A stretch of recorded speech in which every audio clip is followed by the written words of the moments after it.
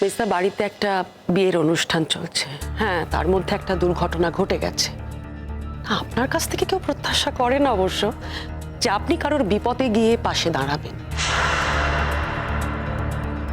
তার মানে এটাও ঠিক নয় মেজদা, তাদের কথা উঠলেই আপনি তাদের মুন্ডুপাত করবেন। আপনার কি মনে হয় মানে সবকিছুর তো একটা সীমা থাকে? আপনি কি ভাবেন আপনি যেটা বলেন সেটাই সবসময় ঠিক? মানে আমাদের বোধ বুদ্ধি নেই? মাথায় কি আমাদের গোবর পোড়া? না, আমি সবসময় ভুল, আমার মাথায় গোবর পোড়া। মেজদা, আমাদেরও জ্ঞান বুদ্ধি রয়েছে, আমরাও আমাদের মতো করে বিচার করতে জানি। আপনি এই ব্যাপারে আর একটা কথাও বলবেন না, আর একটা বাড়তি কথা বললে আমি কিন্তু এবার বিয়ে বাড়ি ছেড়ে চলে যাব। আরে যাবে আর কোথায় যাবে? তো ওই হাসপাতালে। বাবা, এটা কিন্তু বাড়াবাড়ি। সত্যি তো, বউ দেখতে এসেছি আর বউ নেই। এখনো যদি বাড়িতে না আসে তাহলে সাজবে গুজবে কখন? আসবে না, আসবে না, আগে মায়ের নাটক শেষ হোক, তারপর তো। মেজদা, আমি একজন ডক্টর হয়ে আপনাকে বলছি, একজন মানুষ কিন্তু ইচ্ছে করে অজ্ঞান হয়ে যেতে পারে না। কেন এরকম ইনসেন্সিবল কথা বলছেন আপনি? আপনি তো এরকম মানুষ নন মেজদা। সব কথা কানে নিস না ছোট, আমি তো নিই না। আরে সব কথা কানে নিলে এতদিনে কত কি হয়ে যেত।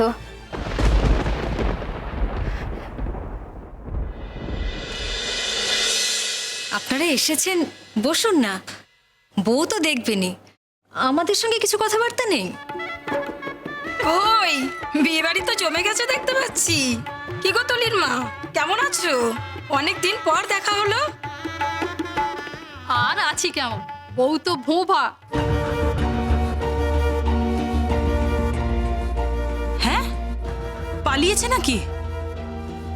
বাবা, ঋতুরাজের বিয়ে একটা ঘটছে। এই তো আমার ছেলে বরযাত্রীতে গেছিল, বলল কোণে নাকি বদল হয়ে গেছে। যাকে যাকে, সেসবে আমাদের মাথা ঘামিয়ে লাভ কি? না, বলছো বটে যে মাথা ঘামাবে না, কিন্তু না ঘামিয়ে কি থাকতে পারবে বলো?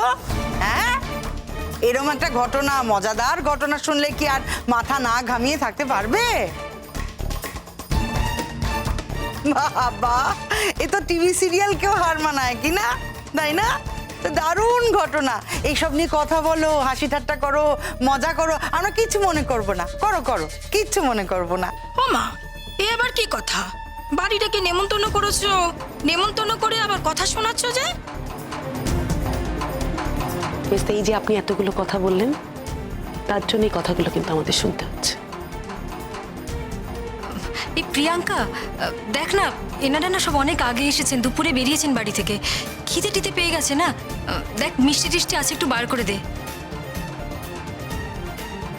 আরে শরবত তো আছে, এনে দে না।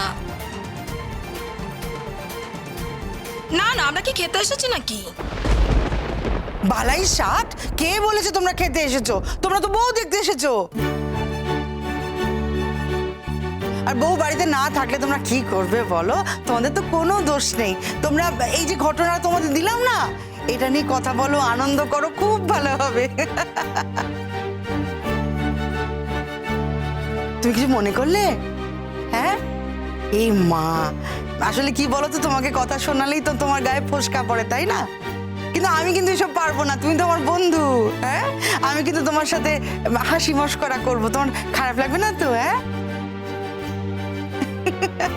ও মেজু ঠাকুরপো, ওদেরকে ভিতরে নিয়ে যাও, ওরা খাওয়া দাওয়া করুক, আনন্দ ঠাট্টা করুক, একটু যাও, নিয়ে যাও। আপনি বরং একটা কাজ করুন মেজদা, আপনার আরো যা যা কিছু বলার আছে আপনি বরং ওনাদের সঙ্গে বসে কথাগুলো বলে নিন। আপনার সময় কাটবে আর ওনাদেরও সময় কেটে যাবে।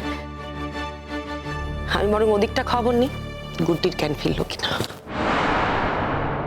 দিদি ভাই, আমার জাস্ট ভালো লাগছে না, একজন ডক্টর হয়ে আমি ওখানে যেতে পারছি না তো, মানে কি বা করবো বলো তো?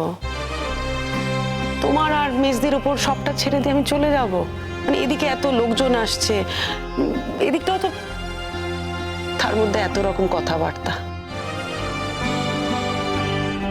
না, আমি পারতাম না তোমার। তবে দিদি ভাই, একটা কথা বলি, মেজদি আজকে জাস্ট উড়িয়ে ব্যাটিং করেছে। তোমরা হাসছো? না না, খারাপও তো লাগছে। আজকের দিনেই গুড্ডিকে অসুস্থ হতে হলো। আজকে এমন একটা শুভ দিন, গুড্ডি তো আমাদেরও খুব আপনজন, তাই না? না, গুড্ডি আমাদের সংসারে থাকতে পারেনি ঠিকই, কিন্তু আজ যখন ওর মেয়ে এসেছে, ওকে কিন্তু আমরা মাথায় করে রাখবো, ঠিক তো? আপনারা বসুন। স্যার, আপনি যেই মুহূর্তে কিছু জানতে পারবেন আমাকে কিন্তু এই সঙ্গে সঙ্গে জানাবেন। হ্যাঁ, কেন বলবো না? কালকেই তো সমস্ত রিপোর্ট পেয়ে যাবো, তখন জানিয়ে দেবো। ঠিক আছে, আমি একটু এগুলো দেখে নিচ্ছি।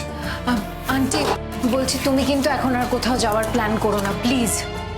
দেখো, রীতাভরি তোমাকে ছেড়ে কখনো থাকেনি, আর তুমি চলে গেলে ও কিন্তু একা একা থাকতে পারবে না। Aunty please. ওর মা আসবে তো, ডিরেক্টলি তো বলেই দিতে পারতে আমার মুখ দেখতে চাও না, সেটাই বেটার হতো না? ইনডিরেক্টলি এই কথাগুলো বলার মানেটা কি? তুই কেন এটা ভাবতে পারিস না রে? এই শেষ জীবনে আমারও তো নিজের জীবনটাকে নিজের মতো করে কাটাতে ইচ্ছে করে নাকি? নিজের মতো করে কাটানো মানে কি আন্টি? একা একা থাকা? যদি তাই হয় তাহলে আপত্তি কিসের? তোমরা এসো মাঝে মাঝে, এসে দেখা করে যেও যদি তোমাদের মনে হয়। একটা মেয়েকে বড় করলাম, এখন যদি ইচ্ছে হয় পাহাড়ে গিয়ে একটু স্বাধীনভাবে থাকার, সেটাও কি থাকতে পারবো না? এটা তো হয় না। না মাম্মাম, হতে পারে না। তুমি যেও মাম্মাম, তুমি পাহাড়ে যেও, শুধু একটাই রিকোয়েস্ট, যাওয়ার আগে না একটু সুস্থ হয়ে যাও মাম্মা। কোনো বাধা দেব না, আমার দিক থেকে তো কোনো রেস্ট্রিকশন নেই, যেতে পারো। একজনকে বড় করেছো, আর দায় নিতে হবে না, অনেক রেসপন্সিবিলিটি নিয়েছো আমাকে বড় করার জন্য, নিজের জীবনের অনেকটা সময় আমাকে দিয়েছো। আমি যে তোমার প্রতি কতটা কৃতজ্ঞ বলে বোঝাতে পারবো না মাম্মাম। তুই কৃতজ্ঞতা জানাচ্ছিস রেশমি? তুই আমার কাছে কৃতজ্ঞ এই কথাটা বলছিস? বলতে পারলি? নিশ্চয়। তুমি যদি বলতে পারো শুধুমাত্র একজনকে বড় করেছো বলে কি তুমি পাহাড়ে যেতে পারবে না, দেন আমিও বলতে পারি আমি তোমার প্রতি কতটা কৃতজ্ঞ। বড় করে দিয়েছো, দায়িত্ব শেষ, এবার তুমি তোমার নিজের একটা জীবন, যে জীবনটা তুমি আমার জন্য স্যাক্রিফাইস করেছো, সেখানে তুমি ফিরতে চাইছো, পাহাড়ে যেতে চাইছো। ভালো তো, বাধা তো কেউ দেবো না, আমি তো দেবই না, আগেই বলছি। কিন্তু এই যে তুমি আমাকে বড় করলে, এর জন্য তো আমি তোমার প্রতি কৃতজ্ঞ। আমি শুধু এইটুকুই বললাম, আমি কিন্তু এর থেকে আর বেশি কিছু বলতে চাইছি না। That's it. রীতাভরি, এটা কিন্তু মান অভিমানের সময় নয়। প্লিজ তুই আন্টিকে আর স্ট্রেস দিস না, প্লিজ। হ্যাঁ ঠিকই, এখন আর মান অভিমান করিস না। এসব চলতেই থাকবে সারা জীবন, মা মেয়ের মধ্যে মান অভিমান থাকবে, ভালোবাসা থাকবে, সবটা নিয়েই তো সম্পর্ক। আর আন্টি কি তোকে ছেড়ে থাকতে পারতো নাকি? দুদিন পর ঠিক ফোন করে ডাকতো, একবার আয় দেখা করে যা। কি আন্টি, ঠিক বললাম তো?